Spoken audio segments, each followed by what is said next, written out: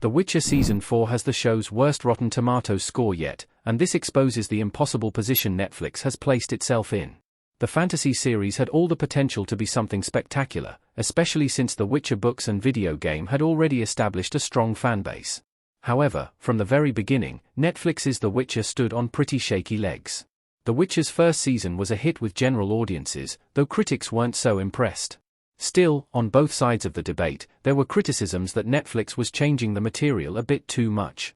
This complaint only grew among general audiences after The Witcher Season 2, which was, by far, the biggest divergence from canon. Interestingly, critics were the most pleased with this installment. Critics and general audiences switched places between The Witcher Season 1 and Season 2, but after that, things went downhill for Netflix. Both sets of scores declined in Season 3, and that complaint regarding changes from the books and video games grew all the louder.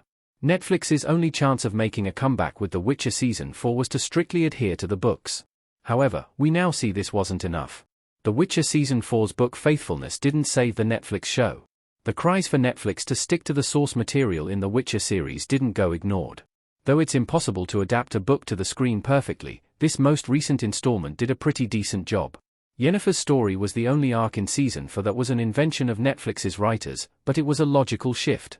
In the novels, Yennefer spent this part of the story as a jade statue, and it really wouldn't have worked well to have this character absent for an entire season. The rest of the events of The Witcher Season 4 were pretty spot on. We even got a pretty significant nod to the structure of Andrzej Sapkowski's books with that storytelling campfire episode. Still, Rotten Tomatoes shows a record low score from both critics and general audiences for this installment.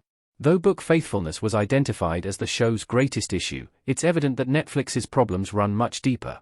There was never any chance that Netflix could turn the tides with The Witcher Season 4. The Witcher's record low score reveals that Netflix had already doomed this fantasy series. The show's writers felt it was necessary to depart from the books with Season 2, and perhaps there could be arguments that they were correct. Regardless, these episodes immediately turned audiences off. From that moment on, there was likely nothing Netflix could have done to turn things around.